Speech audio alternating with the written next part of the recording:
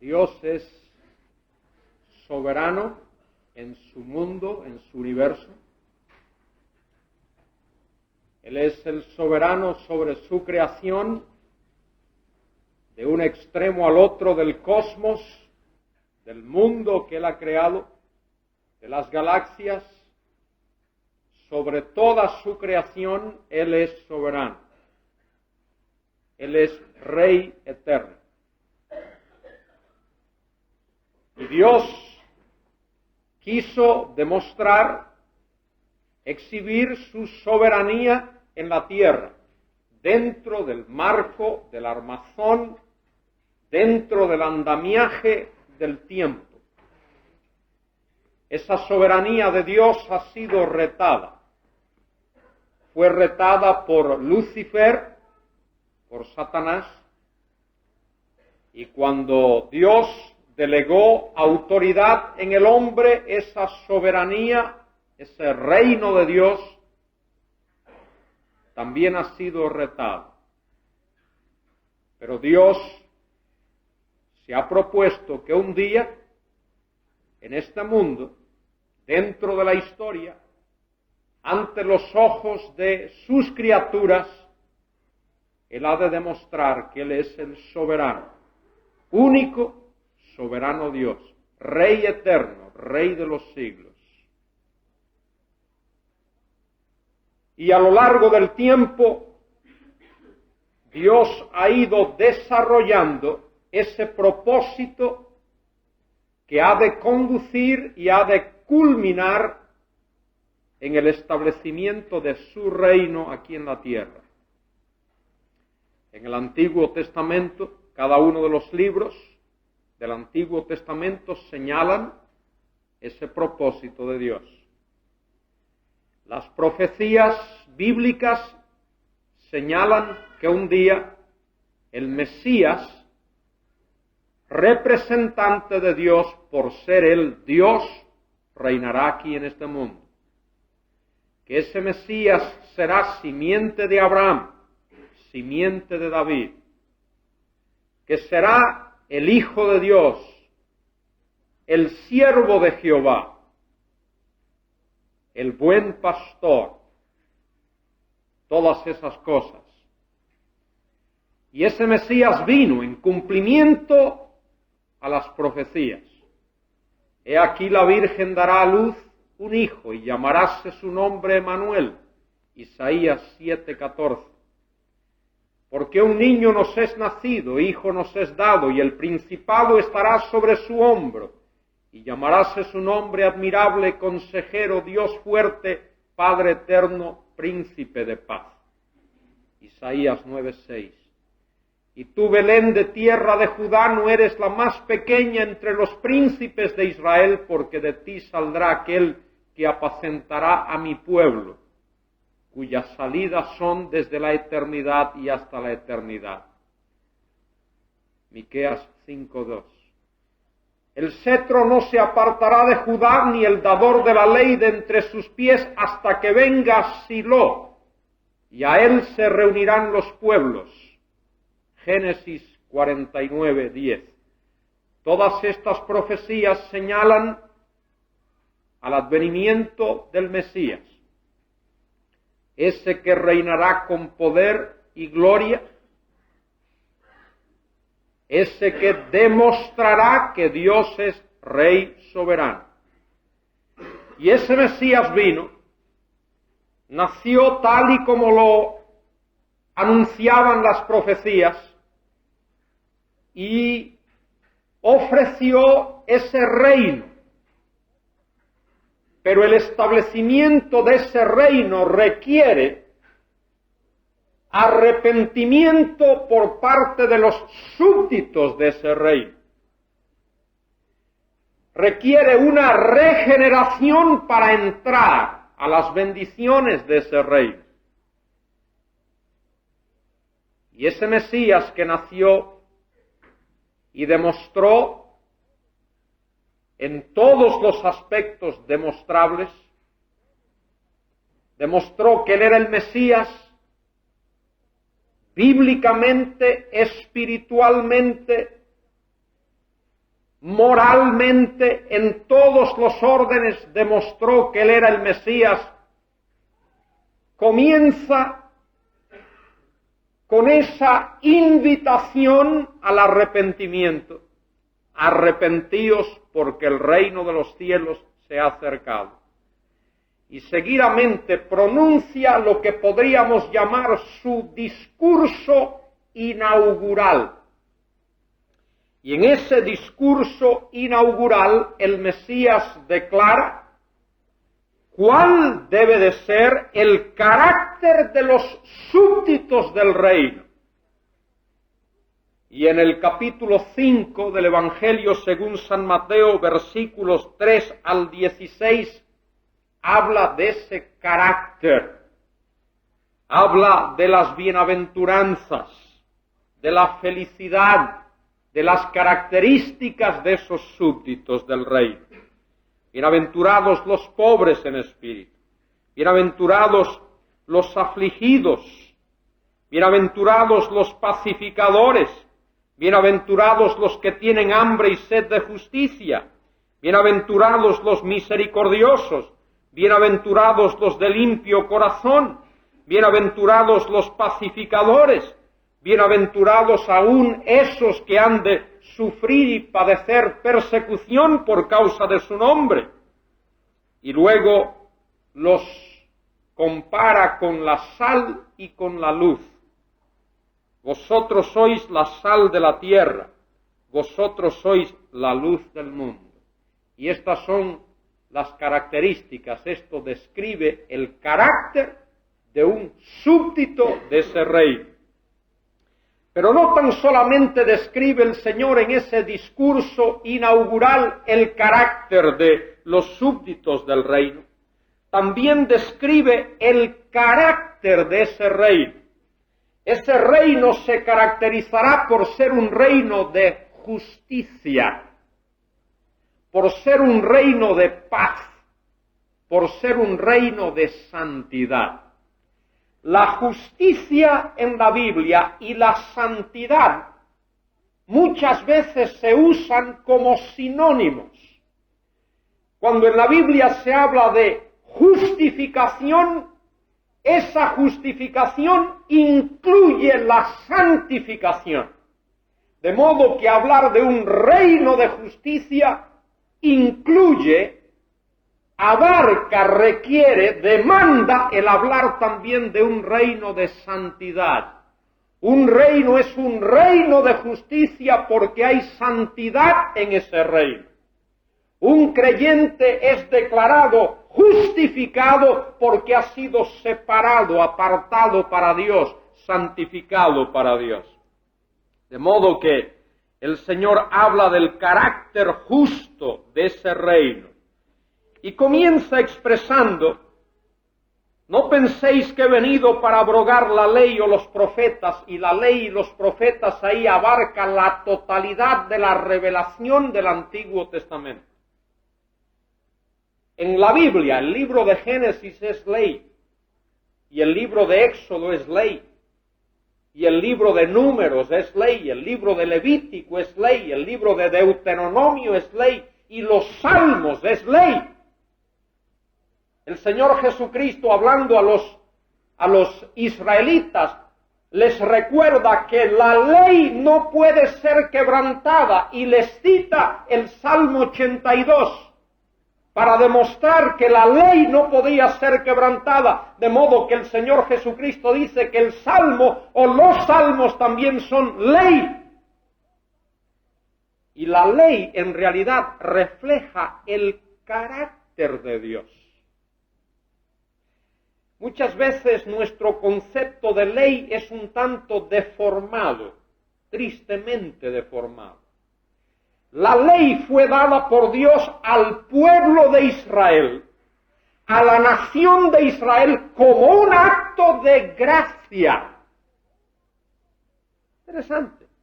A veces decimos, si hay ley no puede haber gracia, si hay gracia no puede haber ley. La ley fue dada como una expresión de la gracia de Dios. Y alguien se preguntaría, ¿y cómo es eso? Muy sencillo. Dios quería que su pueblo, Israel, supiese cómo vivir en la tierra de la Palestina. Y el pueblo de Israel no hubiese sabido cómo vivir en la tierra de la Palestina si no hubiese tenido la ley que le dice cómo vivir. La ley no fue dada para indicar al hombre cómo ir al cielo o cómo no ir al cielo. La ley no fue dada para llevar a un hombre al cielo o para llevarlo al infierno. La ley fue dada para mostrar el carácter de Dios, para mostrar lo que Dios requiere, lo que Dios demanda del hombre. Y es muy importante que tengamos una definición, un concepto cabal, un concepto correcto de lo que es la ley. Y la ley había sido torcida, mal interpretada por el pueblo de Dios. El pueblo de Dios, el pueblo de Israel pensaba que guardar la ley tenía que ver con actos externos. Tenía que ver con ritos. Y tenía que ver con cuestiones meramente externas de actos religiosos. Pero dice Dios, más importante es la actitud del corazón. La ley requiere que haya una actitud correcta en el corazón. La ley fue dada por Dios a un pueblo redimido, a una nación que había sido redimida de Egipto y trasladada a la tierra de la promesa. Pero lo terrible del asunto es que no todos los miembros de esa comunidad que había sido comprada, sacada por Dios de Egipto, no todos los miembros, es más, la inmensa mayoría de los miembros de la comunidad de Israel no habían sido regenerados. La inmensa mayoría de ese pueblo era pueblo inconverso. Y ese pueblo inconverso pensaba que porque eran descendientes de Abraham, porque eran linaje de Israel, ya estaba resuelto el problema.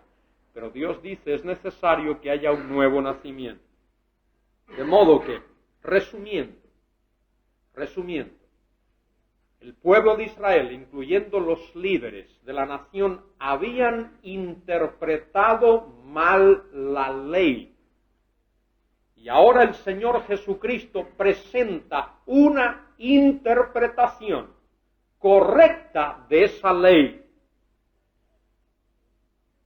Y en el capítulo 5, que analizábamos anoche, veíamos esa interpretación correcta de la ley. Y en el versículo 20 de ese capítulo el Señor resume su enseñanza.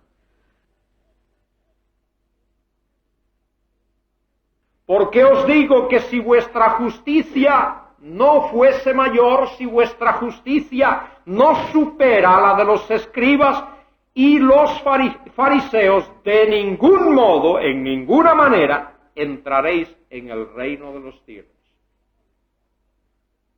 No penséis que tenéis ya carta blanca para entrar en el reino de los cielos. Es necesario justicia. El ciudadano de ese reino debe de caracterizarse por justicia. Y ese es un reino de justicia. Y luego seguidamente el Señor presenta una exposición de la verdadera justicia. Y debemos de notar ahí que el Señor toma los mandamientos de la ley. Habían dos tablas de la ley. La primera tabla tenía que ver con la relación del hombre con Dios. Y la segunda tabla tenía que ver con la relación del hombre con su prójimo. Pero el Señor Jesucristo aquí, el Señor Jesucristo, trata trata, aborda el tema de la relación del hombre con el hombre, porque es muy fácil para un ser humano decir que tiene relación con Dios y tener una pobre relación con su prójimo. Y lo que el Señor está diciendo aquí es que la verdadera relación con Dios que un hombre puede tener y debe de tener se revela, se manifiesta en una relación correcta con su prójimo. No podemos tener una relación correcta con Dios si tenemos una pobre relación con nuestro prójimo. Es por eso que uno de los apóstoles, el apóstol Juan, dice que si no amamos a nuestro hermano a quien vemos todos los días, ¿cómo podremos amar a Dios a quien nunca hemos visto? De modo que nuestro amor para con Dios y hacia Dios se hace visible, tangible, palpable, objetivo en nuestro amor hacia el prójimo. Y es por eso que aquí el Señor trata este asunto. Y comienza hablando, no matarás. La idea ahí es no cometerás homicidio, es la idea en la Escritura. Y yo os digo, y luego más adelante en el versículo 27, oísteis que fue dicho, no cometerás adulterio. Y trata este tema, aborda este tema, y en los versículos 31 y 32, el tema del divorcio, algo que mencionábamos anoche.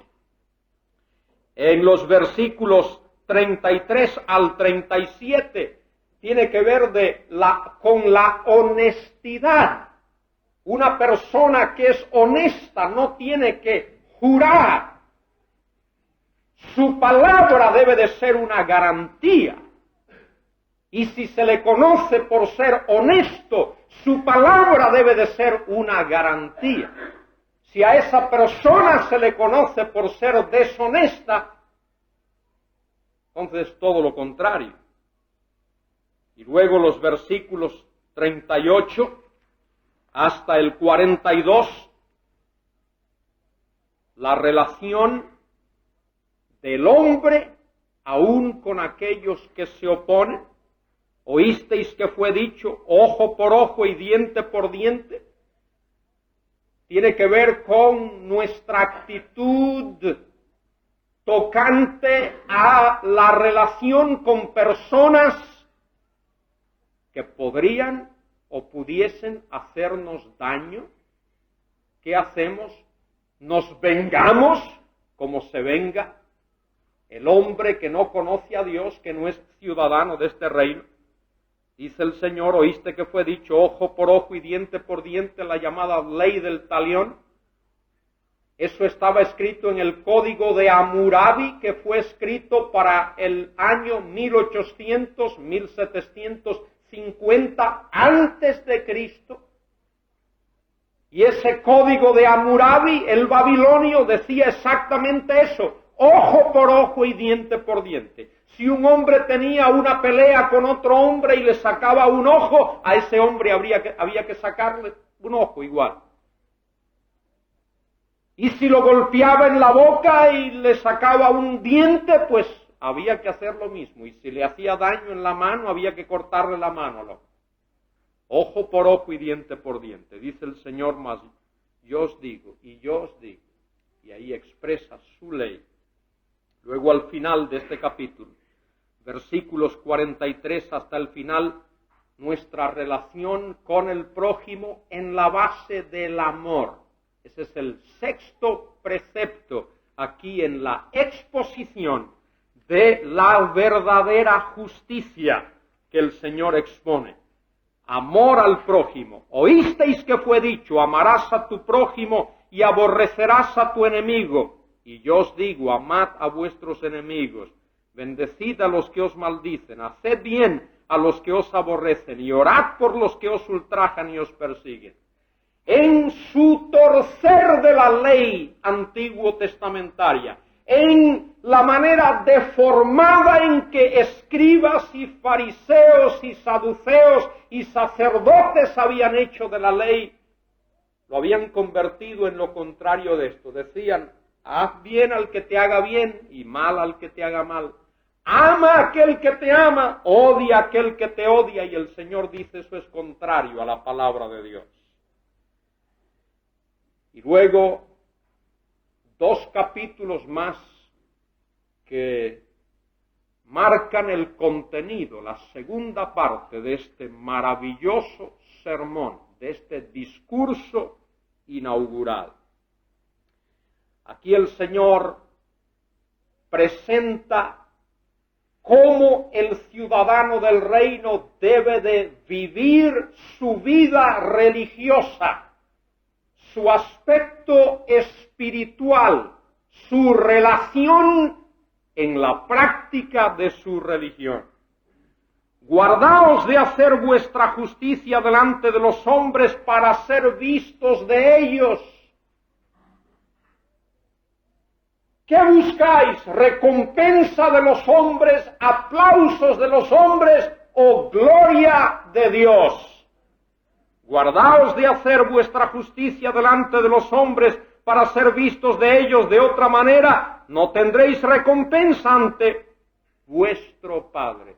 Una de las cosas interesantes que deben de notarse en este sermón es la referencia que el Señor hace a mi Padre, vuestro Padre. Mi Padre, vuestro Padre. Y aún más adelante, cuando el Señor dice a los discípulos, debéis de orar así, diciendo, Padre nuestro, el Señor no se está poniendo al mismo nivel de los apóstoles. Dios es el Padre de Jesucristo, no en el mismo sentido en que Él es nuestro Padre. De modo que no debemos de entender esa expresión así. Dios el Padre es el Padre de nuestro Señor Jesucristo en una relación distinta. La personalidad de nuestro Señor es coigual, consubstancial y coeterna con la del Padre. Y el Señor Jesucristo es Hijo en el sentido de relación eterna e íntima con el Padre, no en el mismo sentido en el cual nosotros somos hijos de ese Padre. De modo que el Señor aquí habla, notemos cómo específicamente el Señor subraya eso. Recompensa ante vuestro Padre que está en los cielos. Cuando pues deis limosna, no hagas tocar trompeta delante de ti, esa era la costumbre de los fariseos. Cuando daban una limosna querían que todos se enterasen de que habían dado una limosna. Como hacen los hipócritas en las sinagogas y en las calles para ser alabados por los hombres, de cierto os digo, ya están recibiendo su recompensa. Pero cuando tú estés dando limosna, que no sepa tu mano izquierda lo que hace tu derecha, para que tu limosna quede en secreto y tu Padre que lo ve en lo oculto, Él te recompensará en público. En otras palabras, el Señor está demandando una religión íntima del corazón. No la religión externa de bombos y platillos. No la religión de los cintillos en los periódicos. No la religión de la popularidad. El Señor está demandando una religión espiritual, una relación íntima y personal con ese Padre que ve en secreto y a su debido tiempo recompensa en público. Cuando ores, no seas como los hipócritas porque les gusta orar de pie en las sinagogas, característica de los fariseos y de los escribas, y en las esquinas de las plazas para ser vistos de los hombres. De cierto os digo que ya están recibiendo su recompensa. Estos líderes espirituales, entre comillas, de Israel, habían total y rotundamente pervertido y corrompido el significado que Dios ha dado a la ley y a su palabra y a la religión en el Antiguo Testamento. Pero tú cuando ores, entra en tu aposento, en tu cámara, y a puerta cerrada, ora. Notemos, a tu Padre que está en secreto, y tu Padre que ve en lo secreto te lo recompensará en público. Y cuando estéis orando, no tengáis palabrerías, no parloteéis sin medida, como los gentiles que piensan que serán oídos por su mucha palabrería. El domingo pasado hablábamos de Nehemías, cómo oraba Nehemías, oraciones muy cortas, muy al punto, muy específicas, muy concretas, sin palabrería, sin retórica, sin elocuencia. No estamos dando un discurso delante de Dios a ver si podemos influenciar a Dios. Dios es ininfluenciable. No podemos hacer que Dios nos ame más de lo que Él nos ama por nuestras palabras. No podemos hacer que Él tenga más misericordia de nosotros de la que Él ya ha tenido. No podemos hacer que Él se apiade más de nosotros de lo que ya Él se ha apiadado. De modo que no tratemos de convencer a Dios en nuestras oraciones. Él sabe, Él conoce nuestro corazón.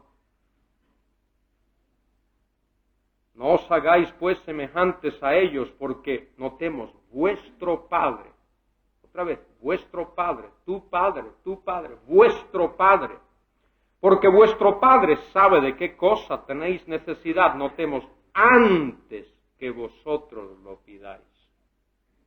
Antes que vosotros lo pidáis. ¡Qué maravilla!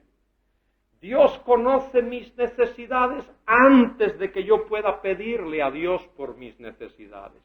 Y ahora el Señor va a enseñar a sus discípulos a orar.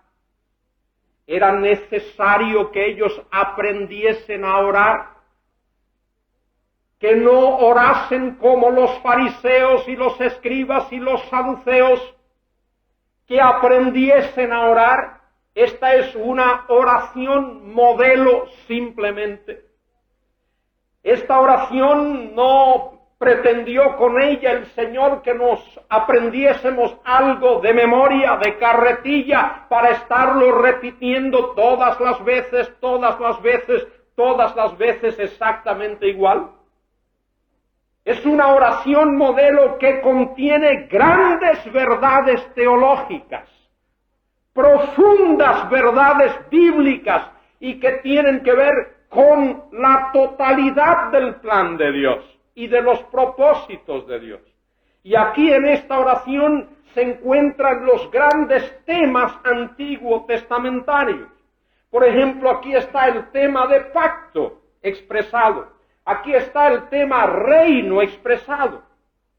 Aquí está el tema simiente expresado. Aquí está el tema de la gracia de Dios expresado. Aquí está el tema de la confesión expresado. Aquí está el tema del perdón expresado. Prácticamente los grandes temas bíblicos del Antiguo Testamento están expresados en esta oración que contiene 6 peticiones. Vosotros pues oraréis así. Notemos, Padre nuestro que estás en los cielos. Esa primera expresión ahí reconoce primeramente el carácter de la majestad de Dios. Él es el Padre nuestro que mora, que está en los cielos, y esa expresión ahí indica la idea de soberanía. Él está en los cielos porque está encima y por encima de toda su creación. Y Él controla, y Él sostiene, y Él rige, y Él reina, y Él gobierna. Él es el Padre nuestro que está en los cielos en el sentido de que Él es el Rey de Reyes, el soberano del universo. De modo que al referirnos a Él de esa manera, Padre nuestro que estás en los cielos, estamos diciendo, tú eres el Dios soberano. Y no tan solamente eso, sino que es aquel de quien dependemos. Él es Padre en el sentido de que estamos sometidos a su voluntad. Dependemos de Él para todas las cosas. Dependemos de Él para que Él nos sostenga, para que Él provea, para que Él nos guarde, para que Él nos guíe, para que Él nos proteja, para que Él nos libre, para que Él pelee nuestras batallas. Y en el plano humano, todos nosotros sabemos lo que significa defender a nuestros hijos. Salimos en defensa de nuestros hijos. Y queremos proteger a nuestros hijos. No queremos que nadie haga daño a nuestros hijos. No queremos que nadie lesione a nuestros hijos. No queremos que nadie ofenda a nuestros hijos.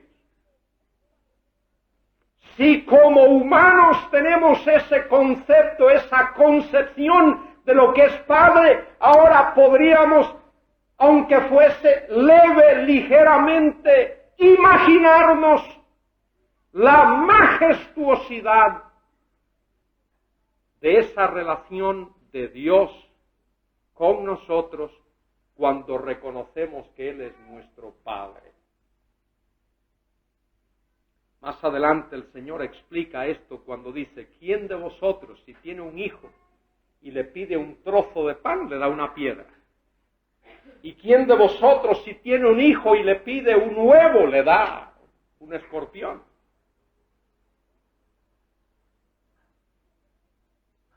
Y dice el Señor, si vosotros, siendo, dice allí, malos en relación con Dios, cualquier bondad que nosotros pudiésemos tener para con nuestros hijos comparada con la bondad de nuestro Padre, es malo.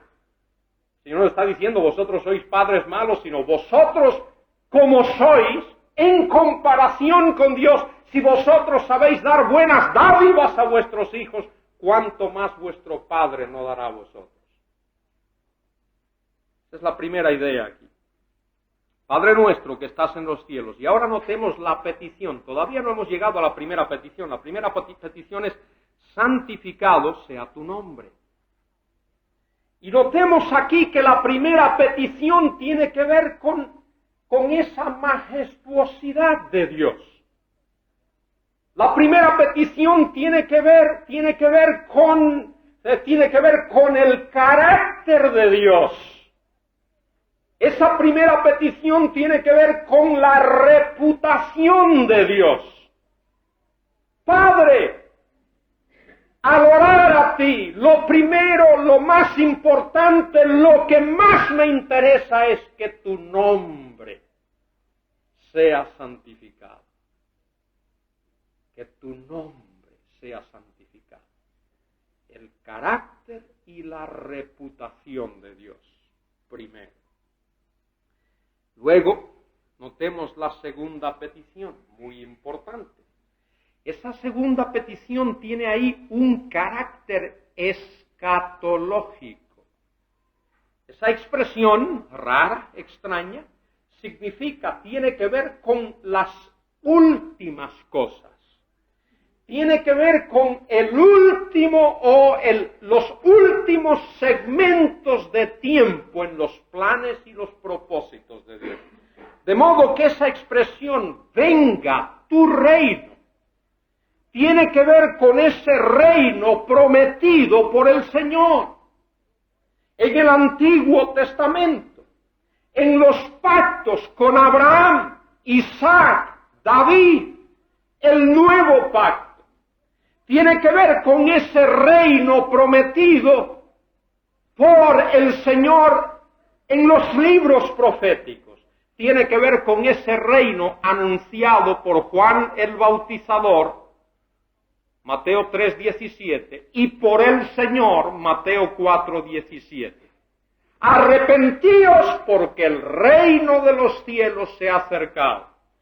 Ese reino por el cual el Señor manda a los discípulos que oren, es el reino que encontramos profetizado en el libro de Daniel, cuando dice allí en Daniel 2:44, en los días de estos reyes el Dios del cielo establecerá su reino, establecerá un reino el cual no terminará jamás.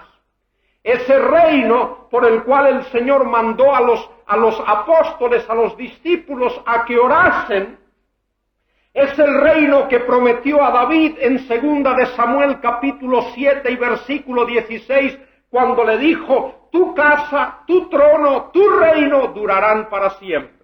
Ese reino por el cual el Señor mandó a los discípulos a que orasen, es el reino anunciado por el ángel Gabriel cuando dijo a María, he aquí tú concebirás un hijo y este será grande delante del Altísimo, será llamado Hijo del Altísimo y el Señor Dios le dará el trono de David su padre.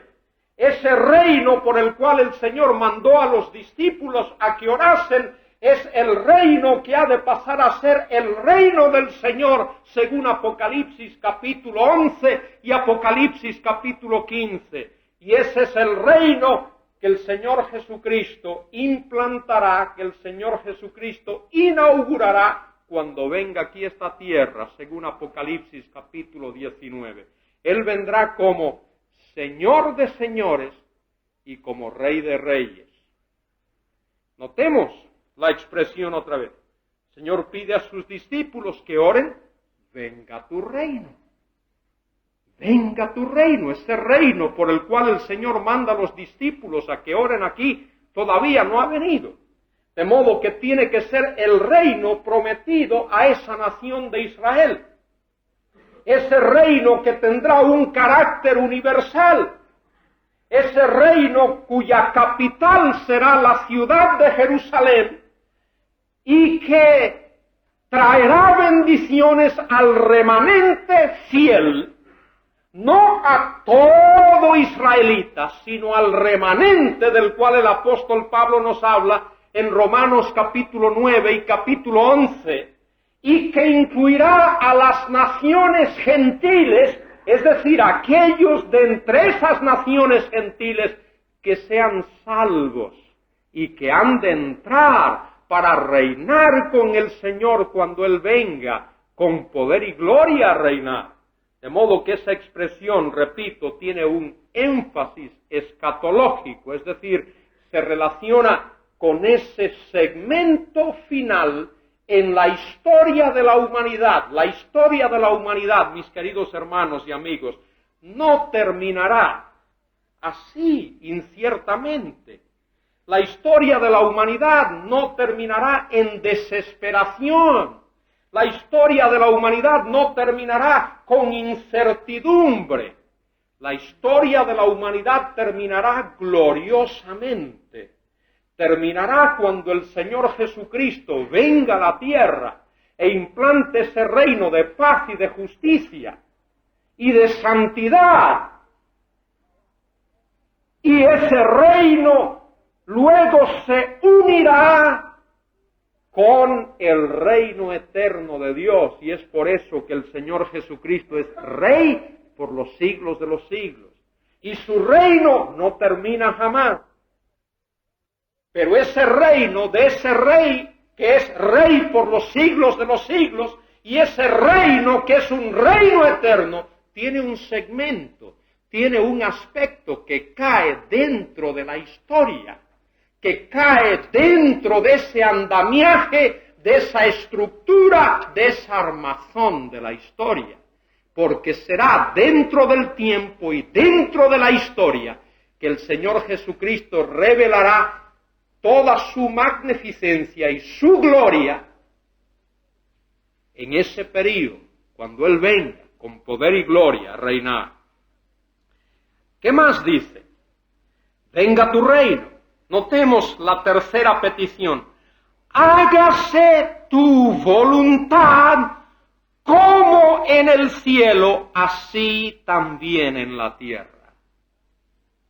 Si miramos hoy de un extremo al otro de la tierra, podríamos decir que de manera específica los hombres hoy están haciendo la voluntad de Dios.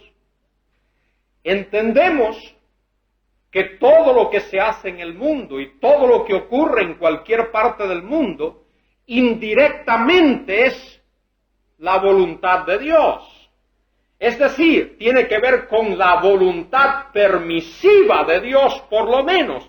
En otras palabras, es voluntad de Dios en el sentido de que Dios permite que ocurra porque Él es lo suficientemente poderoso para impedir que ciertas cosas ocurran.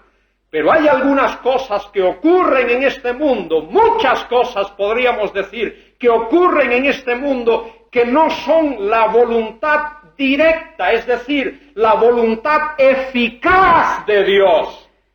Es voluntad de Dios en el sentido en que Dios lo permite, pero no es la voluntad directa, la voluntad eficaz, la voluntad positiva de Dios. Pero la petición aquí es que en la tierra se haga de manera perfecta, de manera absoluta, la voluntad de Dios como se hace en los cielos.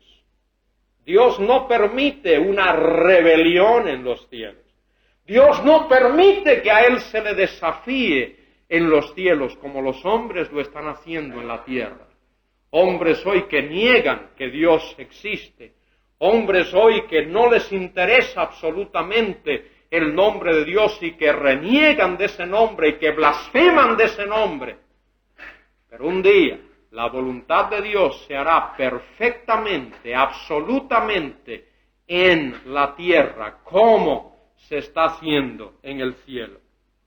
Esa es la tercera petición. Notemos la referencia, las tres. Santificado sea tu nombre, venga tu reino, hágase tu voluntad. Tiene que ver con aspectos espirituales. Son peticiones que caen dentro del ramo de lo espiritual. Las tres peticiones siguientes caen dentro del ramo de lo físico. Notemos en el versículo 11, el pan nuestro de cada día, dánoslo hoy. Esa es una expresión muy importante. Jehová es el proveedor. Él es Yahweh Yireh. Jehová el que provee. Él es Yahweh Ro'i. Jehová el pastor, el que cuida de su rebaño. Cuando el pueblo de Israel fue sacado de Egipto y fue llevado al desierto, esa experiencia del desierto era una experiencia didáctica. Dios llevó a Israel al desierto para enseñarles algo, para madurar a esa nación.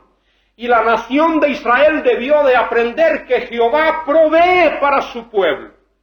Cuando tuvieron hambre y necesitaron pan, en lugar de murmurar, debieron de pedirlo a Dios, y Dios les iba a dar. Cuando tuvieron sed, en lugar de murmurar, debieron de pedir a Dios, y Dios satisfaría la sed de ellos. Dice la Escritura que la vestimenta que llevaban no envejeció, ni el calzado de sus pies fue roto, fue destruido. Dios los guardó, Dios los protegió, y muchas veces aquel pueblo rebelde deseaba regresar a Egipto. Y aquí el Hijo de Dios debe de pedir a Dios el pan de cada día. La idea ahí es el pan nuestro de este día de hoy. De este día de hoy. Y esa es una señal de fe en ese Dios que provee. Esa es una expresión de fe en ese Dios que suple. ¿Qué es lo que quería hacer Israel en el desierto? Guardar el maná para el día siguiente. ¿Por qué? Porque no confiaba en que Dios iba a proveer. Ellos pensaban, si nosotros somos lo suficientemente inteligentes, y demostramos a Dios que sabemos un poquito más que Él, guardamos el maná, pero ¿qué pasaba? Al día siguiente aquel maná tenía gusano. Y el pueblo tenía que tirar echar fuera aquel maná, como dicen por Centroamérica, botar. Tenían que botar ese maná. No servía. Dios proveía cada día lo que ellos iban a comer. Y esa es la idea del concepto del pastor, del Dios que provee, del Dios que es autosuficiente y que provee abundante y suficientemente para sus hijos. El pan nuestro de cada día, danoslo hoy. Y notemos ahí, y perdónanos nuestras deudas. Y la palabra que aparece en el original es deudas, porque para el judío el pecado era igual a una deuda. Ofeilema, una deuda. Y perdónanos nuestras deudas. Aquí no está hablando que yo compré a alguien algo por ahí y le debo. No, esa no es la idea. La idea ahí es de pecado, pero para el judío, y esta es una de las señales de que este evangelio es escrito a pueblo judío con una mentalidad judía. Para el judío una falta, lo que nosotros llamamos un pecado, era una deuda. Y perdónanos nuestras deudas, como también nosotros perdonamos a nuestros deudores. Y la idea, y esa palabrita, ¿cómo? Aquí se usa de manera comparativa. Perdónanos nuestras deudas en esa medida en que nosotros perdonamos a nuestros deudores. De manera que debemos de ser muy perdonadores para esperar que Dios nos perdone también a nosotros. ¿Os acordáis aquel caso en que el Señor habla de aquel que le debía tanto a un señor y fue y le dijo, perdóname? Y el Señor le dijo, espérame, yo te voy a esperar hasta que tenga. Y ese entonces salió y se encontró con alguien que le debía a él y le dijo, mira, pues no tengo para pagarte. Y lo cogió por el cuello y lo estaba ahorcando. Él podía pedir que aquel señor le esperase y le perdonase, pero él no podía perdonar. Y muchas veces nosotros somos así, hermanos. Dios me ha perdonado a mí tanto. Y es verdad, me ha perdonado tanto. ¿Cómo debo yo perdonar a cualquier persona que falte contra mí? Ahí está. Perdónanos nuestras deudas, y termina la oración, y no nos metas en tentación. Y la palabra que se usa ahí en realidad, no nos metas en pruebas difíciles. Y parece ser que esta oración tiene que ver, por lo menos de alguna manera, con el período de tribulación, de juicios que ha de preceder la implantación en esta tierra de ese reino.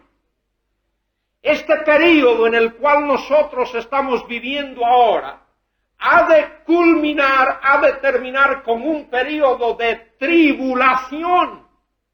La palabra de Dios lo dice en Sofonías capítulo 1, versículos 14 y 15 y 16 hasta el 18. La palabra de Dios lo dice en Apocalipsis 6, capítulo 6 hasta el 19. Cuando hablemos del sermón profético, el Señor va a hablar de eso en Mateo capítulo 24. Habrá un período de tribulación que está por venir todavía antes de la implantación de este reino. Y evidentemente esto tiene que ver algo con eso. No nos metas en tentación, no nos dejes caer, no nos permitas que pasemos por esas pruebas difíciles. Mas líbranos, dicen nuestras Biblias, del mal. Posiblemente la idea ahí es más que eso. La idea es líbranos del maligno. Tu poneiru en el original. Líbranos del maligno, del mismo Satanás, del mismo diablo, del mismo tentador, de ese que ha hecho tanto daño y ha causado tanto estragos en la creación de Dios. Y notemos cómo termina esta oración. Porque tuyo es el reino, ese reino que ha de venir, y el poder y la gloria por los siglos de los siglos. Amén. Qué gloriosa oración esta, qué gloriosa. Y luego el Señor añade, porque si perdonáis a los hombres sus ofensas, os perdonará también a vosotros vuestro Padre Celestial, ese que es soberano. Pero si no perdonáis a los hombres sus ofensas, tampoco vuestro Padre os perdonará vuestras ofensas. Y luego el Señor continúa hablando de esa práctica de la religión, cómo un ciudadano, un hijo del reino, debe de actuar. Cuando ayunéis, no pongáis cara triste como los hipócritas, porque ellos desfiguran sus rostros. Estos israelitas, fariseos, escribas, saduceos, habían corrompido la religión, de modo que en lugar de ser algo interno del corazón, se había convertido en algo externo de la carne. Desfiguran sus rostros para mostrar a los hombres que ayunan. De cierto os digo que ya están recibiendo su recompensa, pero tú cuando ayunes, unge tu cabeza y lava tu rostro para no mostrar a los hombres que ayunas, sino a tu Padre que está en secreto, y tu Padre que lo ve en secreto te recompensará en público. Y seguidamente el Señor habla de la relación de ese creyente con Dios. Notemos que el versículo 19 comienza con una prohibición. No alleguéis o no atesoréis, no acumuléis tesoros en la tierra donde la polilla y el orín corrompen. En otras palabras, como hijos de ese reino que se caracterizará por ser un reino de paz y de justicia y de santidad, un reino que será un reino espiritual, pero no espiritualizado, perdonadme. Un reino espiritual en el sentido en que valores espirituales son los que cuentan en ese reino. Muchas veces hacemos una antítesis entre espiritual y material. Y espiritual y material no son antitéticos, si me lo perdonáis. No, un cristiano debe de ser un cristiano espiritual, pero un cristiano real, tangible, material, no alguien que esté por allá, por la estratosfera viviendo, sino que esté aquí con sus pies en la tierra. De modo que espiritual y material no se excluyen el uno al otro. El reino del cual el Señor nos habla aquí será un reino espiritual, porque se caracterizará por exponer, por exhibir los valores del Espíritu de Dios y los valores de la palabra de Dios. No acumuléis tesoros en la tierra donde la polilla y el orín corroen y donde ladrones miran y hurtan, sino allegaos o haceos tesoros en el cielo, donde ni la polilla ni el orín corrompen y donde ladrones no minan ni hurtan. Relación espiritual con Dios, notemos, porque donde estuviere vuestro tesoro, allí también estará vuestro corazón. Si nuestro tesoro está en la tierra, aquí estará nuestro corazón. Colosenses capítulo 3 dice el apóstol Pablo, poned vuestra mirada en las cosas de arriba, donde está Cristo sentado a la diestra del Padre, no en las de la tierra. Que tengamos una actitud mental, una actitud de pensamiento en las cosas celestiales, no en las de la tierra. Porque si nuestra vista está puesta y nuestro corazón y nuestra alma en las cosas de la tierra, el día que perdamos esas cosas, y esto ocurre muchas veces, ¿qué significa? ¿Ya lo perdimos todo? No, al contrario. Al contrario. Y luego nos habla el Señor de esa relación espiritual. La lámpara del cuerpo es el ojo. Así que si tu ojo es sencillo, todo tu cuerpo estará lleno de luz. El ojo en la Biblia es muy importante. El ojo habla de la inteligencia de la persona. El ojo es como el canal que filtra la luz de nuestra vida. Y muchas veces hablamos con nuestros ojos y decimos a alguien que tiene ojos de esta clase y de la otra clase y de la otra clase. Y aquí la palabra de Dios nos da esa pauta. Pero si tu ojo es maligno, todo tu cuerpo estará lleno de tinieblas. Así que si la luz que hay en ti es tinieblas, cuán grandes no serán esas tinieblas. Nadie puede servir a dos señores, y de aquí en adelante el Señor va a hacer contrastes, va a hablar de dos cosas. Va a hablar aquí de servir a uno de dos señores. Va a hablar de dos caminos en la vida. Va a hablar de dos actitudes. Va a hablar de dos conceptos de la justicia. Va a hablar de dos clases de frutos. Va a hablar de dos fundamentos en los cuales una persona puede edificar. Es o uno o lo otro. No podemos hacer ambas cosas. Nadie puede servir a dos señores, porque o aborrecerá al uno y amará al otro, o se adherirá al uno y menospreciará al otro. No podéis servir a Dios y a las riquezas. Las riquezas ahí tiene que ver con todo aquello que pertenece al reino del maligno. En otro de los evangelios dice, no podéis servir a Dios y a Mamón. Mamón es el Dios de las riquezas, el Dios de lo material, el Dios que sustituye al verdadero Dios y que se convierte en un ídolo,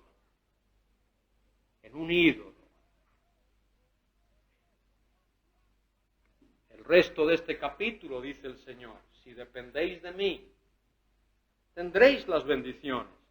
Por tanto os digo, fijémonos que todo esto tiene que ver con la relación personal del creyente con Dios. Por tanto os digo, no os afanéis por vuestra vida, qué habéis de comer o qué habéis de beber, ni por vuestro cuerpo, qué habéis de vestir. ¿No es la vida más que el alimento y el cuerpo más que el vestido? Mirad a las aves del cielo que no siembran, ni siegan, ni recogen en graneros, y vuestro Padre Celestial, otra vez la expresión, las alimenta. ¿No valéis vosotros mucho más que ellas? ¿Y quién de vosotros podrá, a fuerza de afanarse, añadir a su estatura un solo codo? Algo imposible. ¿Y por qué os afanáis por vuestro vestido? Considerad los lirios del campo, cómo crecen. No se fatigan ni hilan, pero os digo que ni aun Salomón en medio de todo su esplendor se vistió como uno solo de ellos. Pues si la hierba del campo que hoy es y mañana se echa en el horno, Dios la viste así, ¿no hará mucho más con vosotros, hombres de poca fe? No os afanéis pues diciendo qué comeremos o qué beberemos o con qué nos vestiremos, porque todas estas cosas la buscan con afán los gentiles, pues vuestro Padre Celestial sabe que tenéis necesidad de todas estas cosas. Pero aquí está la clave. Mas buscad primeramente el reino de Dios y su justicia, la justicia de ese reino. Esa es la idea. La expresión su justicia es el antecedente del reino. Mas buscad primeramente el reino de Dios y la justicia de ese reino, porque ese reino será un reino de justicia. La justicia que Dios demanda para que alguien entre, para que alguien sea ciudadano de ese reino. Ese reino todavía no había sido establecido aquí. Por eso es que el Señor dice a los discípulos que oren para que venga ese reino. Y más adelante veremos cómo el Señor trata ese tema. En todo este capítulo aquí tiene que ver con ese concepto de la relación del ciudadano de ese reino con el soberano de ese reino. La relación del vasallo de ese reino con el soberano de ese reino. Y todo este capítulo 6, todos estos versículos que hemos leído, habla de esa relación. Ahora, seguidamente, en el capítulo 7, vemos la relación de ese ciudadano del reino con sus hermanos, es decir, con los conciudadanos de ese reino. Versículo del 1 al 5. Notemos, no juzguéis para que no seáis juzgados. Y la idea ahí de juzgar no significa la idea de opinar, y no significa la idea de expresar. La idea ahí de juzgar significa condenar. Y hay una diferencia entre evaluar, entre considerar una situación y la idea de condenar ya de antemano. Lo que se está diciendo aquí es, no condenéis ya de antemano. No expreséis juicio de modo que con ese juicio vaya ya una condenación. Por supuesto, todos los que creemos la Biblia, creemos en la disciplina en la iglesia y la consideración bíblica de ética. De paso, no he mencionado esto así con estas palabras y quiero mencionarlo ahora. Lo que el Señor estaba diciendo en el capítulo 5, todas estas cosas que hemos visto, y esto que hemos visto en el capítulo 6, todo esto tiene que ver con la ética que Dios demanda de un ciudadano de ese reino suyo. Y como he dicho ya, esa ética, aunque en este contexto pudiese referirse en gran parte a ese reino futuro, pero esa ética tiene que ver con todas las épocas. Fue la ética que Dios demandó de Caín y Abel. Fue la ética que Dios demandó de aquellos que vivieron en tiempos de Noé. Fue la ética que Dios demandó en tiempos de Abraham y en tiempos de Moisés. Y en cualquier época Dios demanda esa ética porque esto refleja el carácter mismo de Dios. Y en ese concepto, en ese aspecto, Dios es inmutable. Ahora, en este contexto se está hablando en relación con el reino que el Señor vendrá a establecer. Pero esto no significa que no tiene que ver con otros aspectos de las relaciones de los hijos de Dios a lo largo de los siglos. Que quede esto claro en nuestra mente. Porque con el juicio con que juzguéis, o con que juzgáis, seréis juzgados. Y con la medida que medís, será medido. En otras palabras, tengamos cuidado al emitir nuestro juicio. Tengamos cuidado con lo que decimos. Tengamos cuidado al evaluar, porque con esa medida con que lo hagamos, esa medida se nos aplicará también a nosotros. ¿Y por qué miras la paja que está en el ojo de tu hermano y no echas de ver la viga que está en tu propio ojo? Muy importante esa expresión. Muchas veces no nos damos cuenta de eso. Vemos muy fácilmente las faltas de los demás y no nos damos cuenta de la propia falta nuestra. ¿Cómo dirás a tu hermano, déjame sacar la paja de tu ojo, cuando está la viga en el ojo tuyo? Hipócrita, saca primero la viga de tu propio ojo y entonces verás claro para sacar la paja del ojo de tu hermano. Y aquí el Señor está comparando, por supuesto, una viga, literalmente una viga y una paja, una pequeña partícula en el ojo. Y muchas veces nos resulta fácil, relativamente hablando, ver esa pequeña partícula, esa fallita, esa pequeña falta en el hermano y no nos damos cuenta de lo que hay en nosotros mismos. Versículos del 1 al 5 tiene que ver con la relación de hermano a hermano. En lugar de juzgar, debemos emplear más tiempo edificando. En lugar de criticar, debemos de emplear más tiempo afirmando al hermano. En lugar de destruir y de demoler a nuestro hermano, de desarticularlo espiritualmente, debemos de emplear más tiempo orando por el hermano y edificando al hermano. Cuando es necesario reprenderlo, dice la Escritura, y muchas veces edificamos a alguien cuando le reprendemos. Yo aprecio mucho a personas que me han reprendido. Lo aprecio porque me ha servido de ayuda en lo personal y de edificación. Cuando un hermano me ha amado lo suficiente para decirme, oye, si sigues por ahí, vas mal. Pues mira, gracias por habérmelo dicho. Quiero corregirlo. Si vamos llevando nuestro coche por una carretera y vamos por el mal camino y alguien lo sabe y nos dice, mira, mejor es que tomes a la derecha o a la izquierda o que des vuelta y vayas hacia atrás, pues gracias a esa persona que nos ha orientado. También en nuestra vida espiritual debemos de tener un corazón agradecido para aquellos que nos ayudan a crecer en el Señor. El versículo 6 del capítulo 7 tiene que ver con nuestra relación con los incrédulos.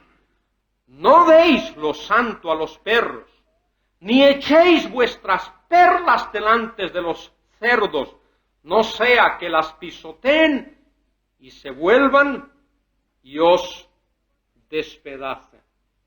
Nuestra relación con los incrédulos debe de ser una relación de circunspección.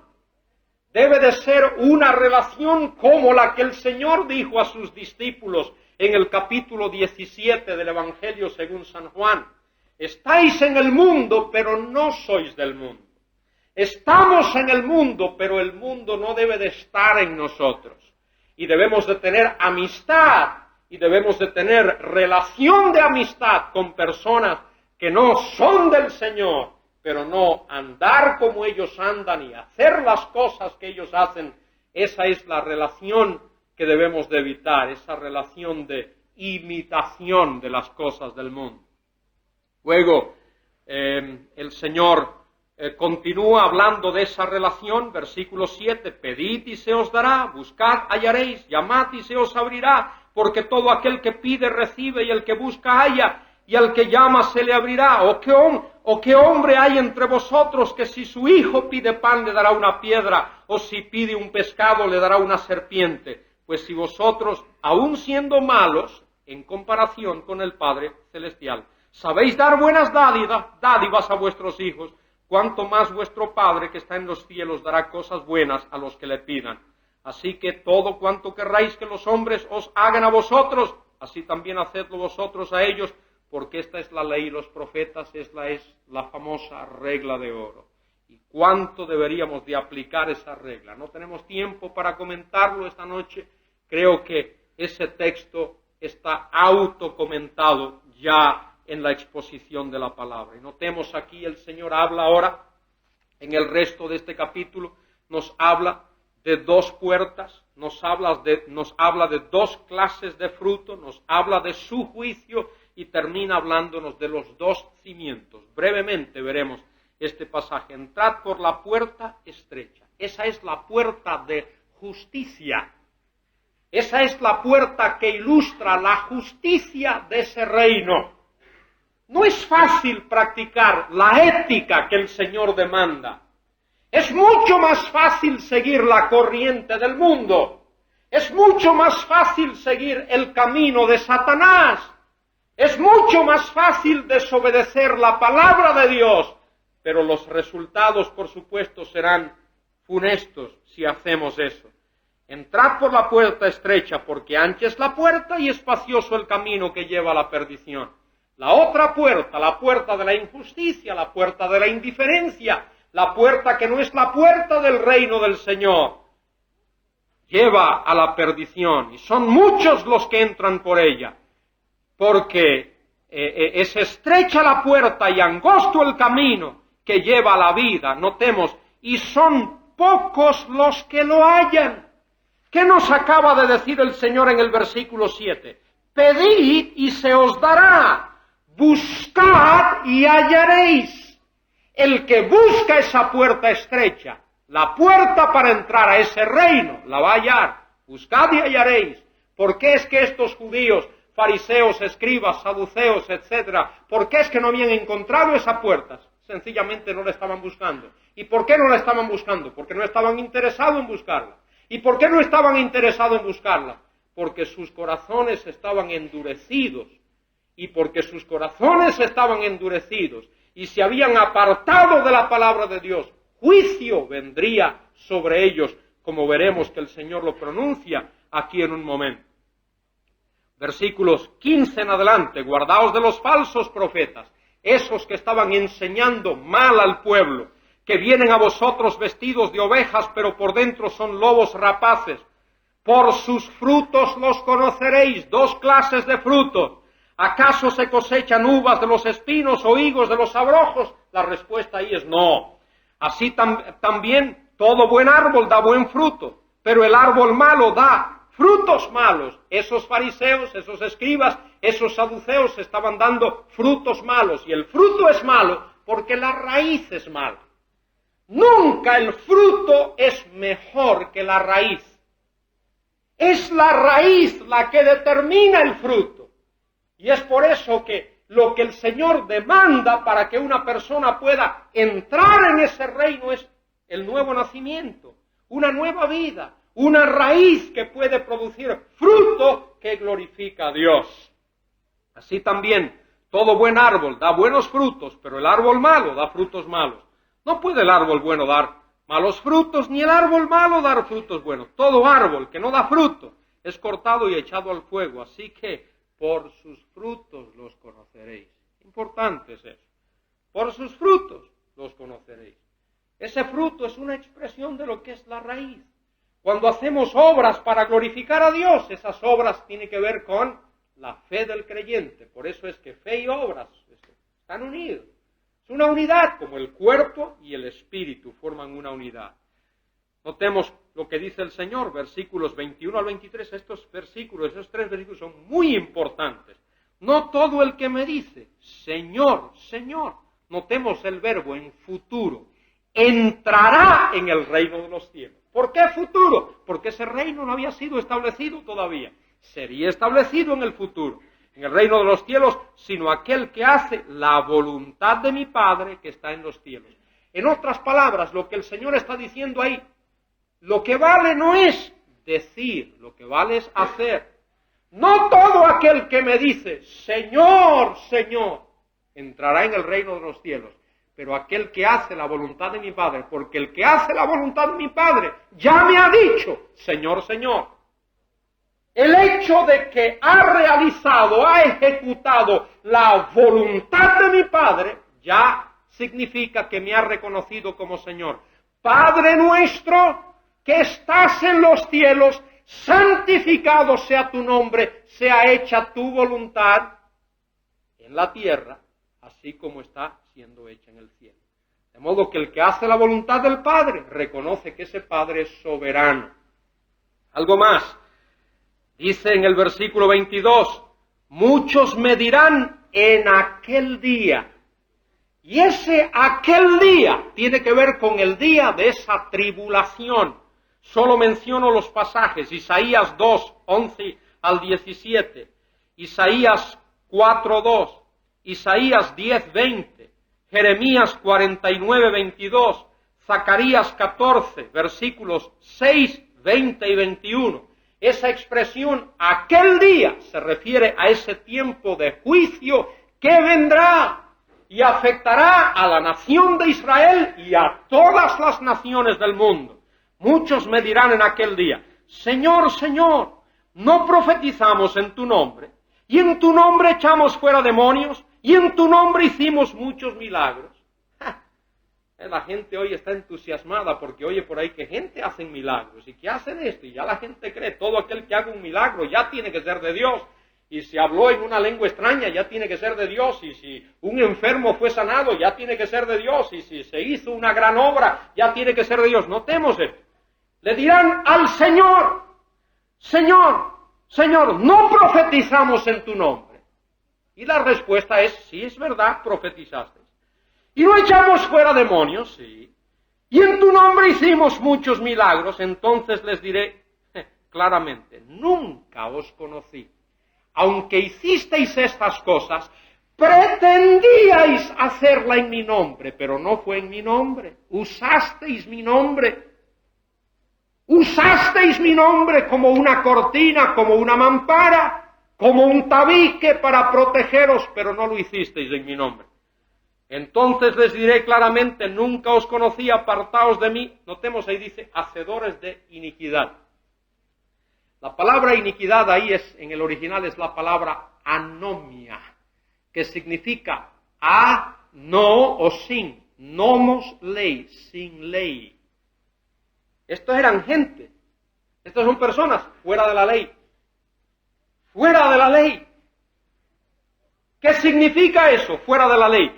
Que se han salido del círculo, del marco de la ley de Dios, de la palabra de Dios, de la ley y de los profetas. ¿Qué es lo que está haciendo el Señor aquí? Dándole a estos israelitas, judíos, fariseos, saduceos, escribas, la interpretación correcta de ¿qué? De la ley mosaica, esa ley que ellos abandonaron, esa ley que refleja el carácter de Dios, esa ley que indica la ética que Dios demanda de los ciudadanos del reino. Por eso le llama hacedores de iniquidad. Y luego termina el capítulo hablando de los dos fundamentos. Todo aquel, pues, que me oye estas palabras que ha dicho en los capítulos 5, 6 y 7 de este Evangelio, y las pone por obras, porque eso es lo que el Señor quiere. No todo aquel que me dice Señor, Señor, sino el que hace. El que oye estas palabras, como dice Santiago, notemos que Santiago copia aquí estas expresiones del Señor. Santiago habla de aquel que es oidor de la palabra, oidor olvidadizo, y aquel que es hacedor de la palabra. Todo aquel, pues, que me oye estas palabras y las pone por obra, le compararé a un hombre prudente que edificó su casa sobre la roca. Descendió la lluvia, vinieron los torrentes, soplaron los vientos, embistieron contra aquella casa y no cayó porque había sido cimentada sobre la roca. Pero el que oye estas palabras y no las pone por obra, les compararé a un hombre insensato que edificó su casa sobre la arena, y descendió la lluvia, vinieron los torrentes, soplaron los vientos, dieron con ímpetu en aquella casa y cayó, y fue grande su ruina. Cuando terminó Jesús estas palabras, la gente se quedaba atónita de su doctrina. ¿Sabéis lo que hacían los fariseos y los escribas? Cuando enseñaban decía, el doctor fulano de tal dijo tal cosa, y el doctor mengano dijo tal cosa, y Cristo nada de eso. La ley dice esto, y yo os digo. La ley dice esto, y yo os digo. La ley dice esto, y yo os digo. Y estos hombres estaban atónitos, porque les enseñaba como quien tiene autoridad, y no como los escribas. Esa es la enseñanza de la palabra. Y en esta noche somos retados a vivir y a hacer lo que enseña esa palabra. Y debemos de dar gracias a Dios que nos ha dado una palabra tan maravillosa y una enseñanza tan especial y un Espíritu de Dios que nos enseña esa maravillosa palabra.